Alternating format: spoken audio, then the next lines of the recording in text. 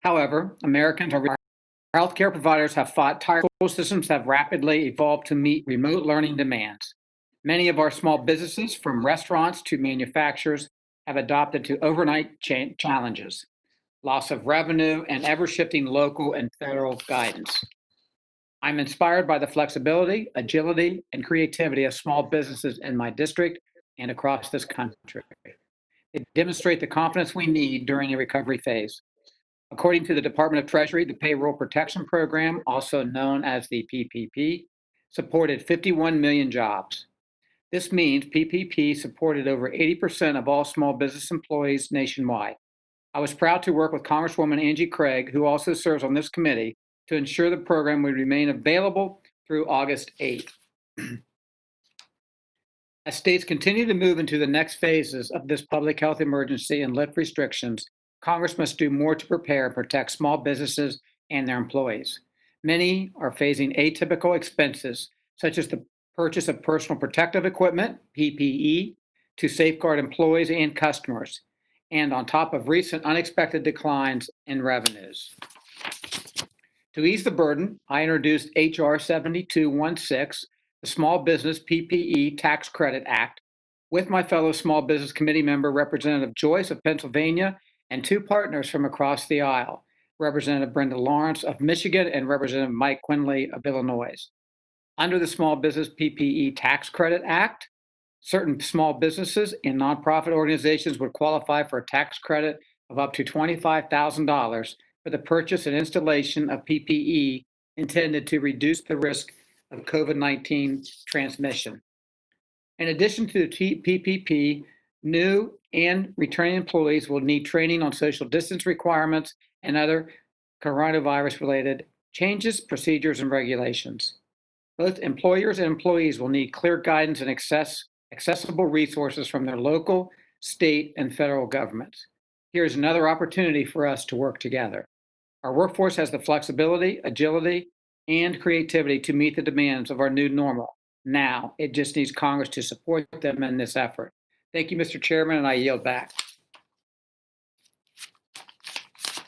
Thank you, Mr. Balderson. Appreciate your comments and all of your hard work and the work you're doing on both sides of the aisle to address this issue. I'd like to take a moment to explain how this hearing will proceed. Each witness will have 5 minutes to provide a statement, and each committee member will have 5 minutes for questions. Please ensure that your microphone is on when you begin speaking, and you return to mute when you're finished. That might be the most important thing, because it happens all the time, even to us. With that, I'd like to thank our witnesses for taking time out of their busy schedules to join us. Our first witness today is Dr. Demetra Smith Nightingale. Am I pronouncing that right, ma'am? Is it Demetra or Demetra? Demetra. Demetra. Dr. Demetra Smith Nightingale, an Institute Fellow at the Urban Institute, where her research focuses on social, economic, and labor policy issues.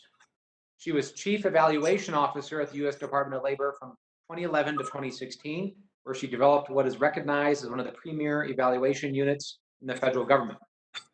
Prior to that, she taught graduate courses in social policy and program evaluation at Johns Hopkins, and was currently a professorial lecturer at the Trachtenberg School of Public Policy and Public Administration at George Washington University. Thank you, Dr. Nightingale, for being here today. Our second witness is Ms. Kelly Foltz, the director of Arapahoe Douglas Workforce Center. She has over 20 years of experience working to develop innovative workforce development programming specifically designed to serve both job seekers and business and industry. She is viewed as a local, regional, state, and national leader in workforce and economic development. Ms. Foltz is the president of the Rocky Mountain Workforce Development Association, serves as the board member for Region 8 with the National Association of Workforce Development Professionals, and serves as the Region 4 liaison for the National Association of Workforce Boards. Thank you, Ms. Foltz, for being here today. And our third witness is Dr. Joe Schaefer. Dr. Schaefer is currently the president of Laramie County Community College, in Wyoming's largest community college evangelist. After an associate degree changed his life for the better. Prior to joining LCCC, he spent nearly a decade at Montana State University, Great Falls, serving in a variety of academic and administrative roles. At age 34, he was appointed to Dean and CEO, becoming one of the youngest college executives in the nation at the time. He is currently serving on the board of directors of the American Association of Community Colleges and sits on their Commission of Small and Rural Colleges. Thank you, Dr. Schaefer, for being here today. I will now yield to the ranking member, Mr. Balderson, to introduce our final witness. Thank you, Mr. Chairman, and it's with great pleasure for me today, a personal friend to introduce, and we've known each other since they came into our local community and since 2004, and her husband and I and her sons have chased each other through the woods on motorcycles, so it's always good. And our final witness today is Kelly Moore. Kelly is the Vice President of GKM Auto Parts, which is based in Zanesville, Ohio. In 2004, the opportunity presented itself for Kelly and her husband, Greg, to purchase their first 2 auto parts locations. They began by employing 16 workers as well as several family members. In 2006, they bought 2 additional stores for a total of 4 with locations in Zanesville, Dresden, Coshocton, and West Lafayette. Additionally, Mrs. Moore currently serves on our 12th Congressional District Small Business Advisory Board, comprised of small businesses from every county in the district and representing many industries. There she helps me inform me on challenges small businesses face on the ground. Thank you for taking the time out of your busy schedule to join us today. Ms. Moore, Ms. Kelly Moore, I look forward to hearing your testimony and great to see you. Thank you. Thank you, Mr. Balderson, and thank you all for being here today.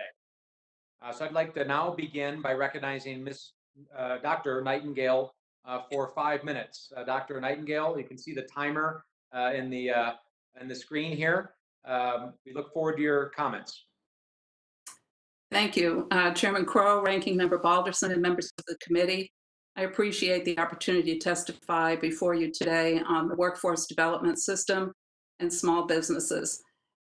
The nation's public workforce development system is a partnership of federal, state, and local governments charged with providing employment-related services to both workers and businesses. And through more than over 2,000 local one-stop career centers, also called American Job Centers, the system, which is authorized by in the Workforce Innovation Opportunity Act and the Wagner-Pfizer Act, operates as a free labor exchange nationwide. One goal of the system is to help anyone find a job, especially the unemployed and underemployed and dislocated workers. Another goal is to help businesses by matching skilled job seekers to businesses that are hiring. Most local job centers also make space available to businesses to conduct interviews. They hold workshops for job seekers and conduct various types of training and assessments for workers. So what works in hiring and skills training? Evaluation suggests 4 points that I'd like to make. First, public investment in training fills an important gap. Employers, of course, provide most training in the United States, but small businesses are less able than large corporations to invest much in training, even in good economic times. The public workforce development system helps fill the training gap by focusing on smaller businesses and low to mid-level workers. The system's very limited funding, though, as the chairman just mentioned, covers only a small fraction of the hundreds of millions of businesses and workers in the nation. The second point is that training connected to work has the most positive success. Not all training is the same, and not all training, whether it's public or private, is effective. But evaluations show that the most effective job training is that which is connected directly to real work, real jobs, rather than standalone training not aligned to jobs that are in demand. This includes integrated training models such as apprenticeship and on-the-job training with public subsidies. The third point that I'd like to make is that individualized staff-assisted coaching and career services are important.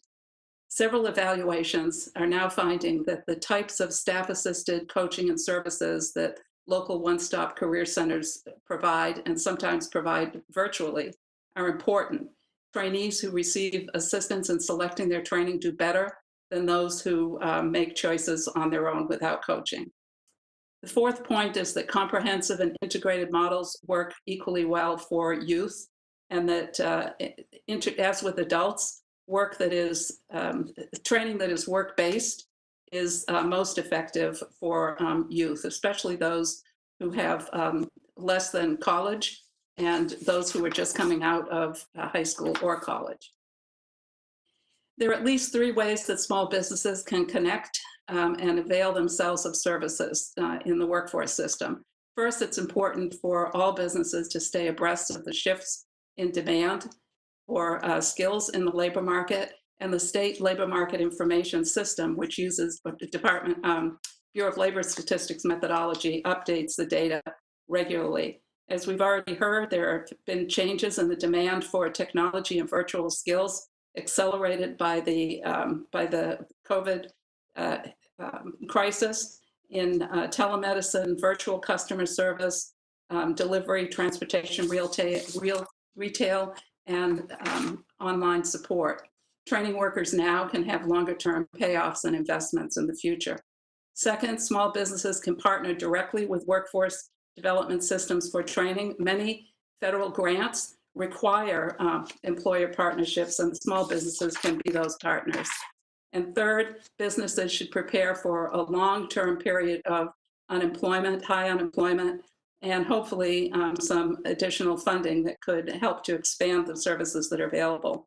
In conclusion, the workforce development system trains workers who might not be otherwise able to receive it and provides support and assistance to businesses that might not have all of the resources to do it on their own. Businesses can and do play a critical role, and small businesses can be prepared to expand their role by actively partnering and connecting with the local workforce development system to be aware of new funding as it becomes available. Thank you.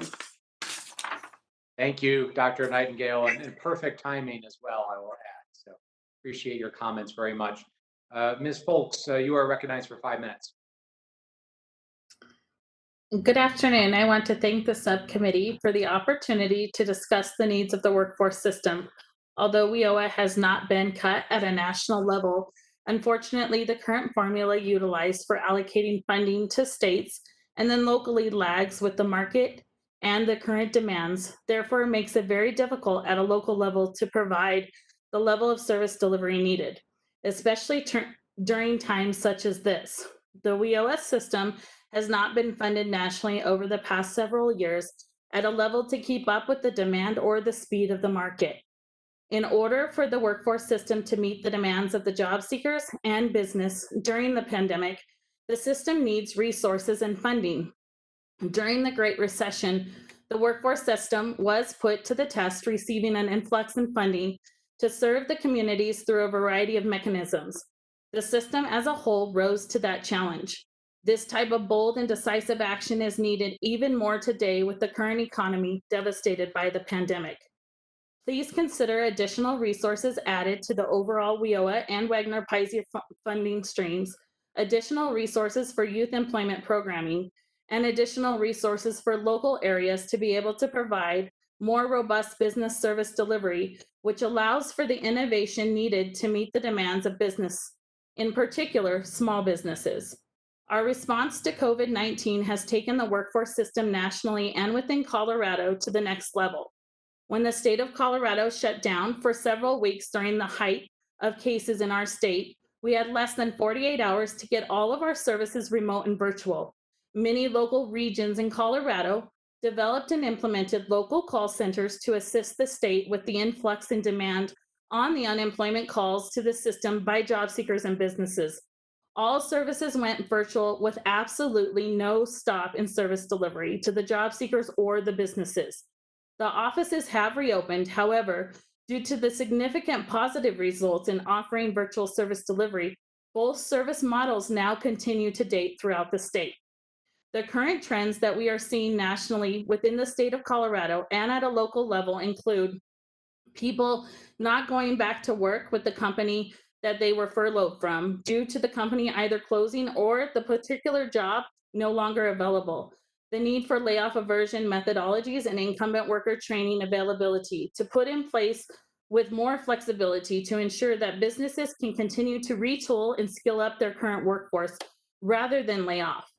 Although work-based learning is a key factor in being able to put funding into local businesses, right now businesses are having trouble with having the time to look into developing apprenticeship programs or allow for on-the-job trainings.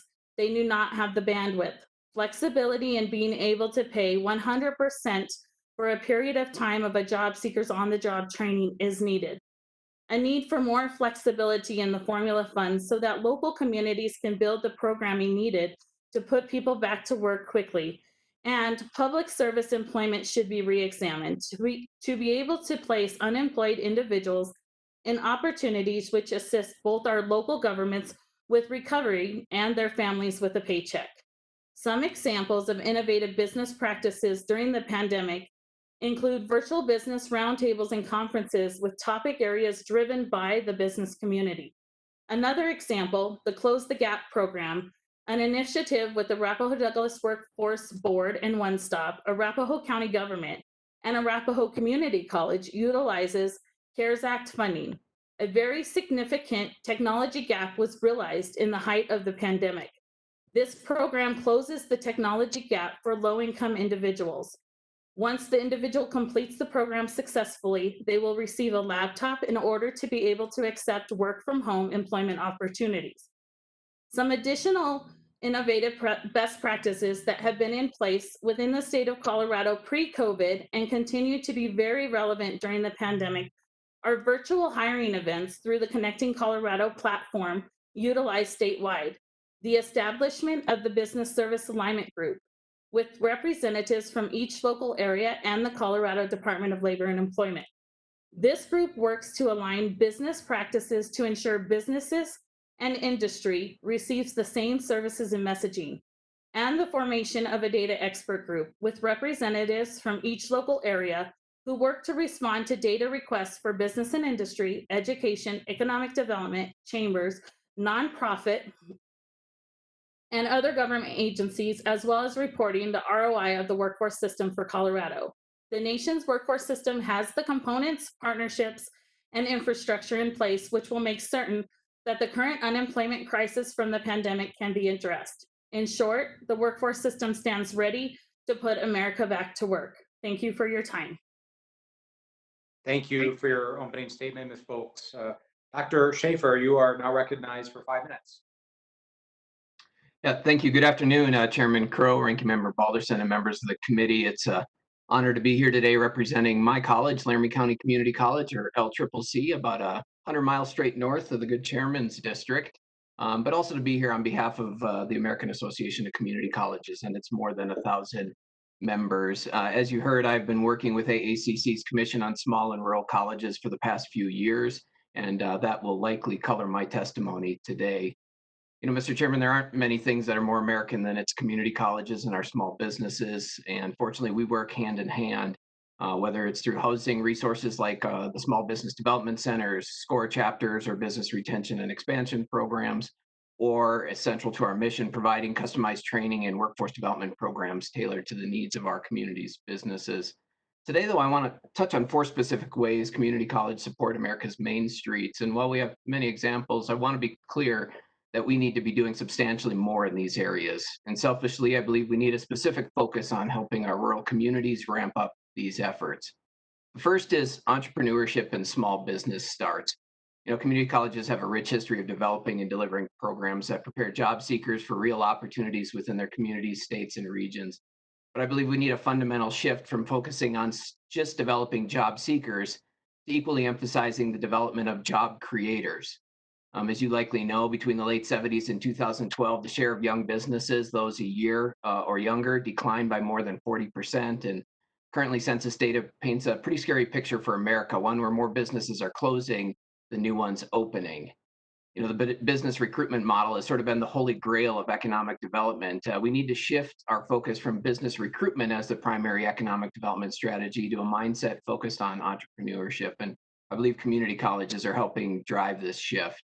The second thing is small business growth and expansion. As you stated, Mr. Chairman, small businesses have accounted for the majority of new private sector jobs, but this growth doesn't come without intention and support. Community colleges have and continue to play an instrumental role in the growth and expansion of small businesses. It's one of the reasons we collectively support the Department of Education's Reimagining Workforce Preparation grants that include business incubators as one of the program's 2 primary priorities. Helping small businesses move from startup to sustained, stable growth should be a policy priority for us all. The third area is technical assistance. Small businesses, by their very nature, are small. Owners and employers wear multiple hats, and they seldom have in-house access to technical assistance, professional development, R&D, or other professional and scientific services. Community colleges have historically stepped up and stepped in to help small businesses in this area, either through the direct provision of technical assistance or through the coordination with community partners. And the last area, and probably the one that we're most well known for, is workforce development. Community colleges have perhaps been the most progressive and instrumental in supporting small business in the realm of workforce development. Workforce development has been a hallmark of the community college mission for nearly 100 years. But there's 2 primary challenges that we face with workforce development. The first is the sheer lack of individuals available for work, especially in rural areas. Aging population, lower birth rates, and issues with immigration policy have all impacted the availability of workers. And as you said, Mr. Chairman, the other one is the skills gap. It's been stated numerous times that there are jobs available, but not the people with the skills necessary to successfully fill them. I'm proud of AACC's work in really being at the helm of tackling that challenge, whether it's through our partnership with the Department of Labor on expanding community college apprenticeships, or tailored short-term certificate programs. One of the things that we believe is essential and why we support short-term Pell, or the alignment of our degree and certificate programs to support workers and employers directly. And there are policy things that can help us along this way. We know that there is a skills gap, and one of the issues with this skills gap is insufficient support for workforce education at community colleges and other entities, especially so in rural areas. That's why we support establishing a major community college job training program to help the country move beyond and through the pandemic. Mr. Chairman, I want to conclude with just 2 other real quick thoughts that I think are germane to the conversation, and they deal with this increasing divide between rural and urban America.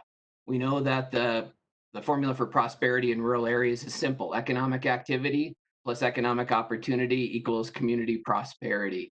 We now have to start considering policy that helps us redistribute population and redistribute jobs out of our metro areas and back across rural America if we want to see this country and its small businesses continue to thrive. Mr. Chairman, that concludes my remarks. I look forward to and stand ready for questions. Thank you. Thank you, Dr. Schaefer. Appreciate your opening remarks. Ms. Moore, you are now recognized for 5 minutes. Thank you very much, Chairman and Ranking Member Balderson, for inviting me to give testimony. I live the dream. I am a small business owner and operator in a family-run business which Troy earlier described. As a small business, our 19 employees are a valuable asset to our company. With well-trained, knowledgeable employees, those are the keys to success, stability, and growth potential for any business, especially our business. In the past few years, it has been challenging for businesses to fill open positions with quality candidates. There is a shortage, particularly in our region, of qualified candidates for highly skilled positions.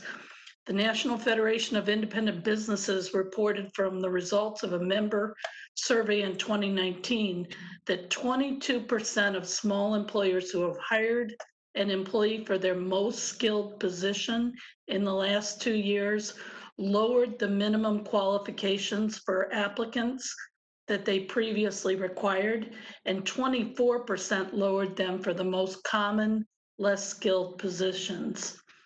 As a leadership member of NFIB, I hear firsthand that hiring and retaining qualified employees, particularly in the technical and mechanical trades in our region, is hindering the operations of small businesses.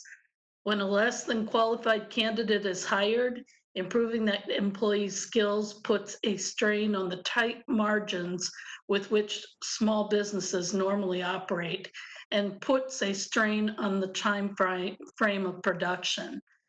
Money in the budget, which could be spent on expanding the business and hiring additional employees, is spent on training the less than qualified new hires. Finding the time to train is also a significant burden to the small business owners. I just have a quick anecdotal account of a conversation with a local garage shop owner that illustrates this issue. I was dropping off parts. He asked me if we knew of any mechanics looking for work. I asked if he had tapped into the recent grads from the local tech program. He said he had worked with a highly recommended grad the year before, but the tech was inadequately trained in the basics. The shop owner said he spent too much time retraining him on basics such as a simple oil change. He wasn't able to stay on his schedules, and it was damaging the customer relationships, so they parted ways. This challenge has become more pronounced post-COVID-19 pandemic. Small businesses who furloughed workers in order to stay solvent during the work shutdowns and slowdowns are reporting that some workers are slow to return and credit this primarily to the federal stimulus that has enhanced the unemployment benefits. The investment in time and treasure in these employees' training is a significant loss when they won't return to the workforce. It is creating a strain on the companies when they can at least afford this strain. Local education at all levels, primary, secondary, postgraduate, is focused on developing the skills needed for the jobs available in our area of Ohio. The recent state budget decreases to schools in Ohio due to the pandemic will impact this goal. When schools can achieve this goal of marketable skills for the students, the financial burden on an employer is eased, and the employee would enter the job with the skill set at a level to be productive and to earn better wages. Training budgets could then be spent on boosting employees' skills or on wages and benefits to retain that employee, which would benefit both the employee and the employer. Also, a valuable to small businesses is a focused and robust retraining program available to assist the displaced workers and adults with a desire to learn a new trade, of which we in the small business community feel there will be a significant number. A larger investment in this arena would reap benefits not just to the employer, but to the quality of life for the employee and the community. I believe a consolidated effort between federal and state agencies related to training and vigorous marketing to those small businesses regarding these programs would be most helpful. Thank you very much for your time. Thank you for those comments very much. So there's an awful lot to talk about with everything that you all mentioned in your opening statement. So there's a lot of content here, and it's obviously a very important topic right now. So I'm going to begin by recognizing myself for 5 minutes for a few questions before we go to the other members. So I'm going to begin on the issue of the technical skills and trade apprenticeships. Because I know there are apprenticeships that can be virtualized, that we can make virtual, but it's awfully hard to train somebody to be a pipe fitter, an electrician, a plumber, a diesel mechanic in a virtual setting. So I would really love to hear from you. How are we doing that? Are we able to do that in part virtually, but also do in-person resident training programs? I'd love to hear your experiences with those programs in particular. Maybe we start with we can start in reverse order from the order of the statement. So Ms. Moore, I'd love to hear your thoughts. What I'm hearing from our customers in the diesel mechanic area particularly is that what is being addressed is how to break an engine down, how to refit complicated processes in the diesel mechanics. What the business owners tell me is that they need them to have good sets of basic skills so they can build on that with training. They often don't take somebody, a recent grad, and ask them to tear apart an engine and put it back together. But they do need the employees to have a firm understanding of basic skills. Thank you. Thank you, Ms. Moore. Dr. Schaefer, I mean, you're very much on the front lines of this issue. How are you doing it at your college? Yeah, thank you, Mr. Chairman. It's a very astute question. Certainly during the pandemic, I would say we were challenged in many ways this past spring as we shifted to a virtual delivery of our instruction to really find ways to do that in the technology, trades, and healthcare areas. I would say I was quite pleased and impressed, and I think across the nation we saw some great innovation come out of our instructors, and have a great story of my automotive tech faculty member strapping a GoPro camera to his head and doing virtual real-time labs with individuals out from their home or in their own garages or their own shops. So there are things we can do, but I will be honest, you simply cannot replace the value of hands-on interactive learning that happens either in the shops, in the labs, or through apprenticeship programs.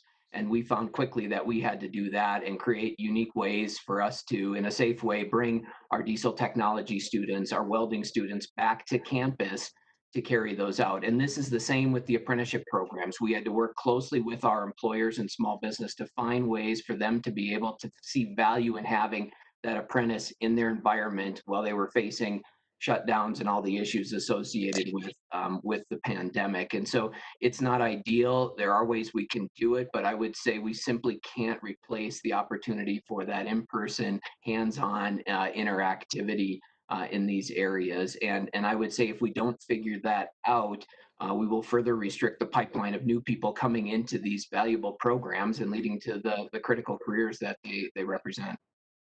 Thank you. Ms. Folks?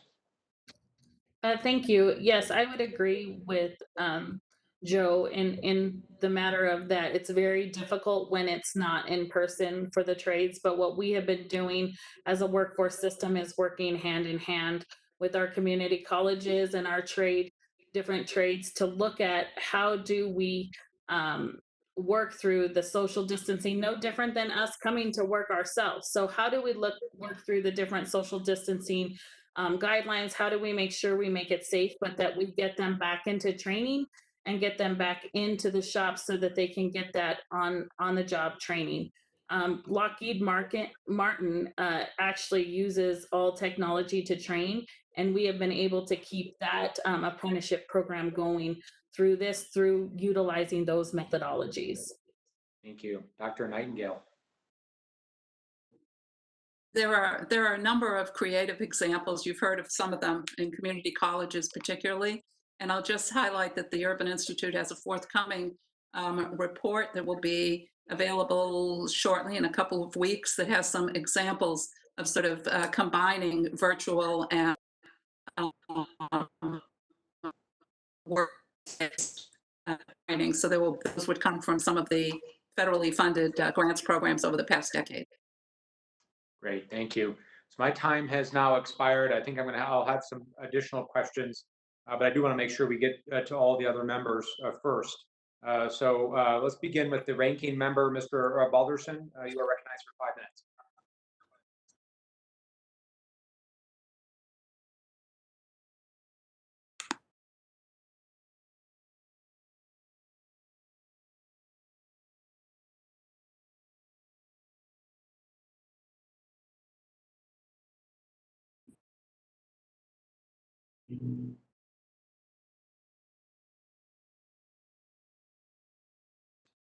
Yeah, Mr. Balderson, you are recognized for 5 minutes.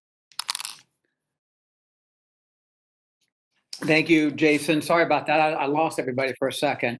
My first question for the full panel, and whoever wants to jump in, jump right in, but every community has felt the ripple effects from the government mandated closures.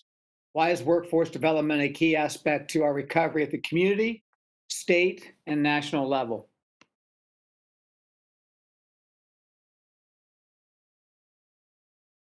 And no particular order. Does anybody wants to answer that? Go right ahead, please. Mr. Chairman, Representative Balderson, Joe Schaefer here. I'll take a stab at that. I think we can take and learn some lessons from the Great Recession that is far too close to this, next significant impact of COVID-19. During the Great Recession, what we saw were significant numbers of individuals displaced at that time. The jobs they left were not the jobs that were there as we recovered, and we're seeing a very similar trend here. As those jobs disappear, well, we will preserve some of them in the service sector. Employers are being forced in many ways to innovate and rethink how they meet their business model, their business expectation. That means we will have millions of Americans that will be looking for new opportunities and will require training for the jobs that will be here as we come out of this pandemic. And it's what makes training and workforce development so absolutely essential right now. And as I would say, that's especially important in rural America, where there is substantial need for those folks to find new opportunities for fear that they leave and further exacerbate the problem of a shrinking population. If I could add to that, in the Great Recession, the recovery funds, the supplemental funds, were important for a couple of reasons. One, the additional funding that went into the local employment services allowed for expanding employment services into remote areas. You saw an increase in use of mobile job centers, libraries, and other community places were outfitted to allow better access in some of the remote areas. They also were the source for connecting subsidized jobs, workers into subsidized jobs in the private sector with expanded OJT type of contracts. And third, we know that with the as we start coming out of the recession, there are going to be more people who are looking for jobs, and they turn first to some of the local employment offices that are available. So it is sort of the community, the locale for rehiring. Thank you. I would just like to add, as a small business owner, that the Great Recession and the pandemic have diverted our funds from, we have very limited funds. And so they're diverting them away from the requirements of training and more towards the requirements to stay in business with PPE, with decreased revenues, and with the inability to secure funds otherwise right now through banks, just as we had a problem during the Great Recession. Thank you. And if I could just add, this is Kelly with the Arapahoe Douglas Works, who runs a true one-stop center. What we saw, the big difference we're seeing now, when we saw that at the highest point in the Great Recession, for example, Colorado was at an 8.6% overall unemployment rate. We're seeing in May of 2020 during this COVID at a 10.2%. We have millions of Americans, as was stated already, that are underskilled, underemployed. We had that even when our economies were good. We were still getting people coming into our workforce center, and we were working with businesses to try to fill their hardest to fill positions, because there really truly was a skill and training gap there. And so that's where workforce development and the boards can, in partnership with the community colleges, can really put that training back into play and be able to help the small businesses and medium businesses to get people back to work. Thank you, Mrs. Folks. Mr. Chairman, how am I doing on time? I can't see my timer. 15 seconds. I yield back, Mr. Chairman. Thank you. Thank you. The gentleman yields back. Thank you for those comments. The gentleman yields his time back. Now I'd like to recognize the gentlelady, Ms. Davids from Kansas, for 5 minutes. Well, thank you, Chairman Crow, and to Ranking Member Balderson for having this hearing today, focused on the economic recovery that our communities are going to need so badly, and that we recognize that the workforce skills gap and the workers that we're going to need is something that we really need to be thinking about long term. And as states and communities are reopening across the country, and we learn more about coronavirus and how small businesses are going to be able to at least partially reopen doors. I know that's been helpful for some folks, but things still are far from normal, and we're still figuring out how this is going to impact workforce development. And Dr. Schaefer, I want to start with you. Partly because I am myself a community college graduate. I went to Johnson County Community College here in the district that I now get to represent. And I spend a lot of time visiting with folks there and at the Kansas City, Kansas Community College here too. And I know that the education and training opportunities that community colleges provide are important, essential, and actually a lot more innovative than I think people usually recognize, kind of mainstream. So I'm curious, I know you had mentioned the GoPro technique and some of the other things that folks are trying to do right now for the current students. I'm curious what it's looking like for folks who are reaching out and might be interested in enrolling and are I guess I'm wondering, what are folks saying to you? Are they asking you if it's how you're adapting? Are they asking what you see as the biggest needs? And I'm just curious what folks are asking you about. Thank you, Mr. Chairman, Representative David. Yes, Johnson County Community College, one of the finest community colleges in the nation. It's great to hear that you're an alum and support that institution and others. It's one of the challenges we face right now. I think there's a great uncertainty about what fall looks like in education, certainly in K-12, and community colleges are no different.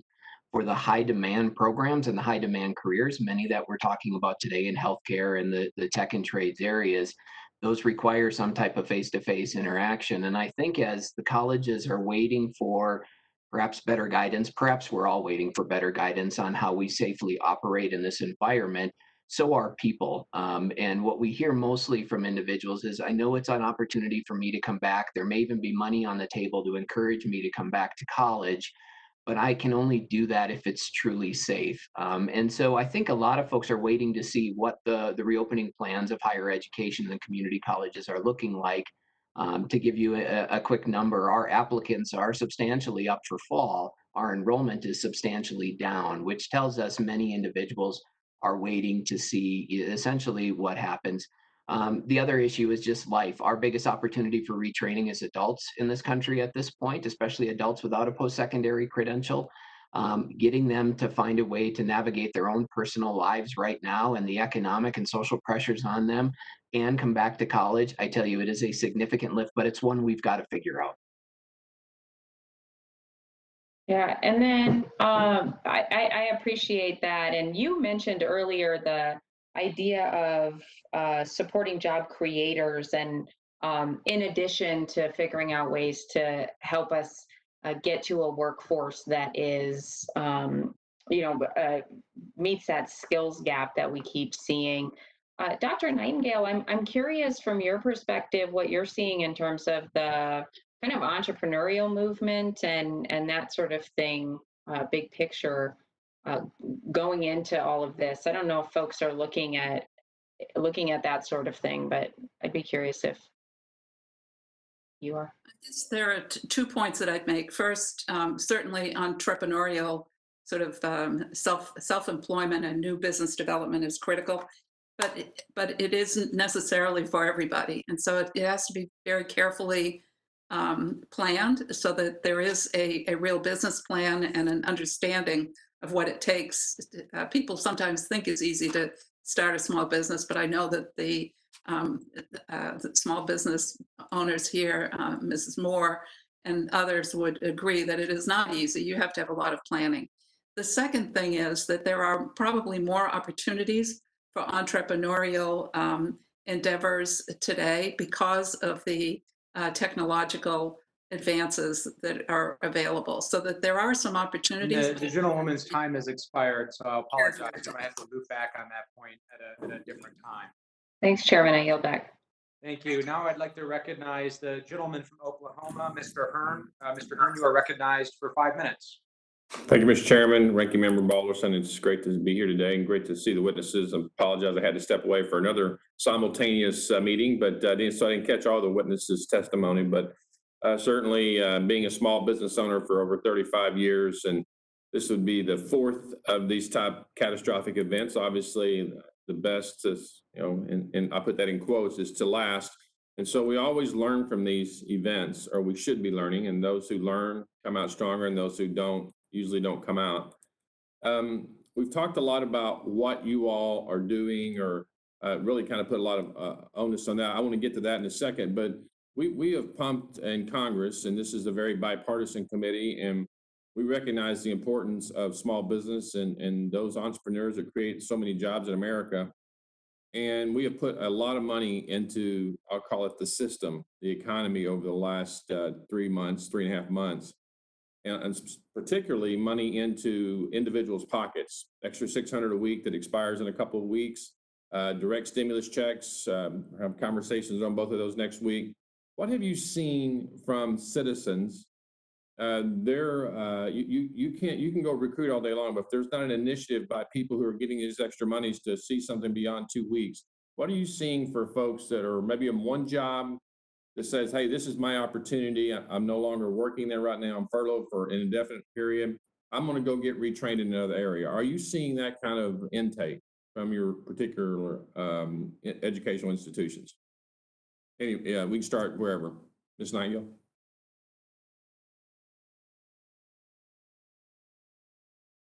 We don't have a lot of hard data on that right now, but we know that the training programs that are out there are having difficulty in two ways. One is recruiting and getting trainees coming in.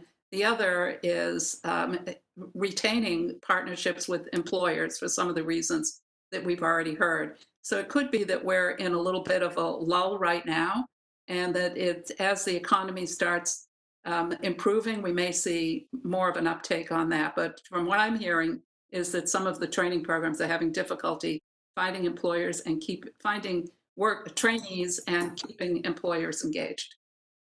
Mr. Schaefer, in Oklahoma, we have 29 career centers, kind of modeled after Ohio after a number of years ago, 30 years ago, I think. And so one of the best examples is a career center that's in the upper part of my district, where they actually go out and talk to businesses and create programs to match those businesses, and then train for the businesses to produce workers for what they see emerging in certain fields. And that's in Bartlesville, Oklahoma. That's Tri-County Community College or Technical College.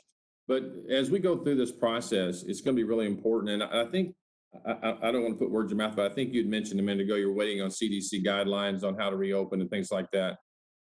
As people that are entrepreneur and business people, I would have bet you Miss Moore's not waiting on CDC or somebody else to tell her how to keep her business open. She's figuring out every single day how to make that happen. That's what business people do. If you wait on the government to tell you what to do, you will be very ineffective as the needs arise for small business. I would encourage each of you, and this is not a scolding, this is an encouragement, to not wait on the federal government to tell you what to do. The best ideas come from out in the communities, you all are very, very bright people. You have got great institutions.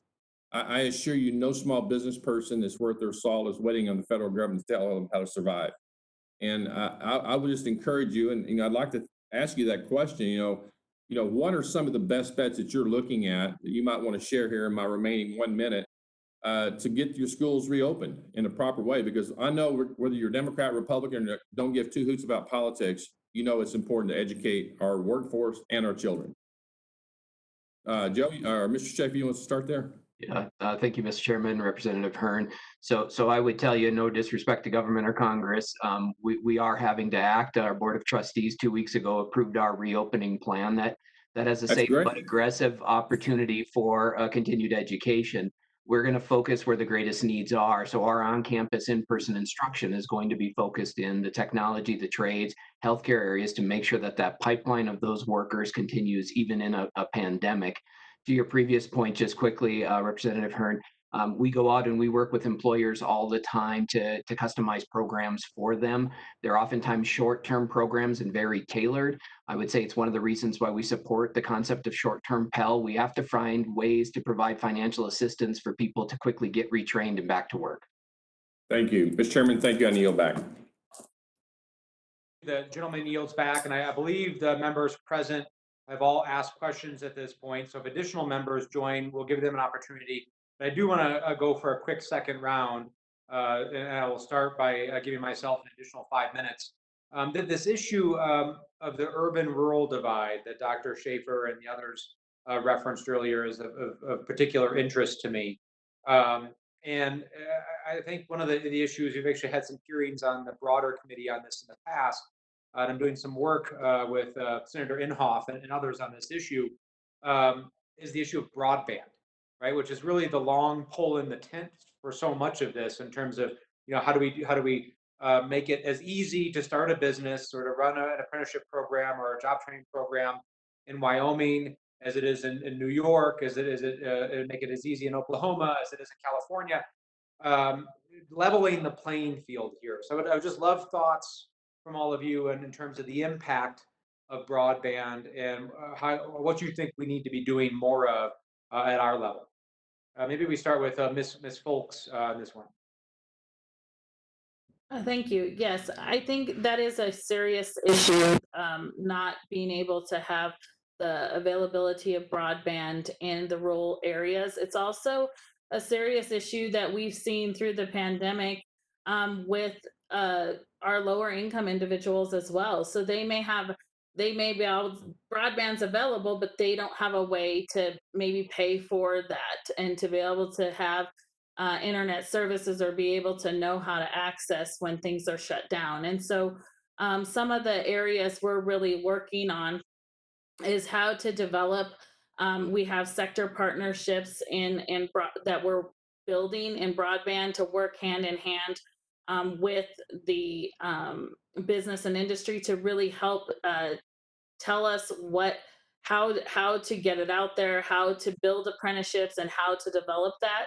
And we continue to work with our rural areas. I have some of that, not much in our area, but we continue to work with them and our community colleges on how do we develop those types of apprenticeship opportunities to be able to get that, but also then working, like I said, with businesses to get the broadband out there. One of the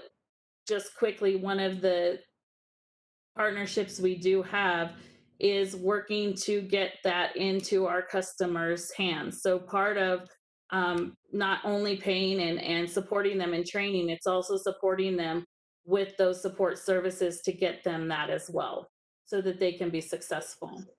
Thank you. No, with the about 2 minutes I have remaining, I'd love to hear maybe 1 minute each from Mr. Schaefer and Dr. Nightingale on that issue, and then Ms. Moore, I might loop back with you additionally in a moment. Dr. Schaefer. Yeah, thank you, Mr. Chairman. So I'll broaden that. Broadband is certainly an issue for us. It's an issue across rural America.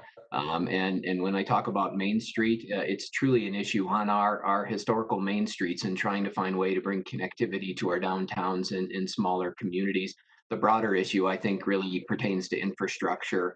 And because population and as a result, revenues do not follow substantially enough to reinvigorate or install new infrastructure in these communities, they're just hamstrung, and it makes it more and more difficult to learn and to work and really have a life in that environment. So broadband is a big issue, but I would say general infrastructure is also an issue once you move out of metro areas. Thank you. Right. I would add to that certainly additional funding for infrastructure development that's focused on IT could have a major effect, especially in rural areas, just as rural electrification many decades ago did. And with some investment on subsidized employment, which we heard a little bit about from Ms. Folks, that there could be a combined investment by Congress that is investing both in subsidized employment to provide the additional staff for facilitating the use of the technology that the investment in IT infrastructure and broadband could support. So it's a combination of developing the broadband, but then also having the technical training for people to use it appropriately. Great, thank you. Ms. Moore, in 20 seconds, do you have any thoughts on that? I do. Not only is it the availability of broadband, but it's the quality of the broadband, particularly in our area. It's very rural. We have stability issues, we have accessibility issues. So that's another consideration, that possibly these companies will have to be incentivized to provide not only broadband, but quality broadband. Okay, thank you. Now I wanted to open it up. I think Mr. Balderson, the ranking member, would be up next. I don't know whether Mr. Balderson is still with us or not at this point. Troy, are you still on?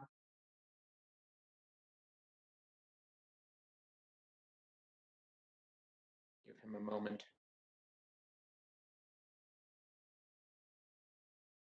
While we see whether he's having some technical issues, which he might, I want to give myself another 5 minutes. 'Tis the benefit of being the chair here.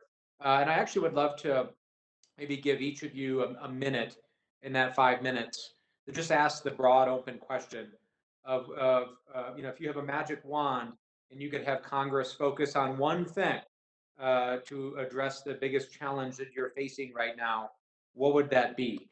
So let's maybe start in the reverse order again from which we just ended, and we'll start with Ms. Moore. I believe the assistance to these education system in coordinating and advertising these programs and connecting them with the employers who directly need these positions. Just a very coordinated, overseeing a very coordinated effort. It's almost like a clearinghouse role. Okay. Exactly. Exactly. Dr. Nightingale. I think that probably to me, one of the most important things is to expand the resources for the local job centers, and to expand it in a way that allows the centers to have more people that are accessing the services, particularly in the non-urban areas or in high unemployment areas, because there are resources for training that can be accessed, but the people have to know how to access those resources effectively. Thank you, Dr. Schaefer. Yeah, thank you, Mr. Chairman. I have trouble choosing, so I'll maybe pick two. But the first one, of course, is the establishment of a major community college job training program, something similar on the magnitude, in fact, bigger than the TACT grants that were very successful, something similar to what's being proposed in the Relaunching America's Workforce Act, or perhaps the Access to Careers Act, or even the Community College Training Program in the Coronavirus Child Care and Education Relief Act. We need to stimulate new training, new opportunities, and workforce development funding to community colleges at that scale are critical. And as Dr. Nightingale said, I would also suggest during the reauthorization of WIOA, we really think about resources, we think about further deep integration of partners, and we think about ways to streamline and make for the authorization of college programs in a more efficient manner. Thank you, Dr. Schaefer. And Ms. Folks, as the Coloradan on the panel, you get the distinction of having the final word. Thank you. I think for us, it's similar to what was said. It's the resources and the funding, but most importantly, also with that, it's the flexibility to be able to meet what the local community needs are, and to be able to really listen to our business and industry and what they're telling us. When we have a lot of regulation, and I know it needs to be there, but when there's too much, it makes it difficult for us to really build those innovative programs, which we really need right now, especially to get people back. And so being able to have that flexibility is very important for us, along with the resources and funding, because then we can build programs that are going to meet the needs of the business and industry and our communities. And we can have those more creative ways of making sure we get our people back to work. Thank you, Ms. Foltz. So with that, our time is run out here. I know we could probably talk for the rest of the day or days on this topic because there's really so much to do and so much to address, but we do appreciate your time. So again, thank you to all of our witnesses today for their testimony and for offering their views on how to get millions of unemployed Americans back to work. By sharing your experiences and expertise, we as the policymakers in Washington are looking at how to guide resources and also coordinate the various efforts going on. Really need to hear your perspectives. So you all are where the rubber meets the road here. You are providing the direct resources, the direct training, and making it happen in your communities. And it's really your voices that are the most important for us to hear during this crisis. So thank you. We look forward to continuing to work with you and your organizations to figure out ways that we can be more helpful and help lift up all of your efforts. So I ask unanimous consent that members have 5 legislative days to submit statements and supporting materials for the record.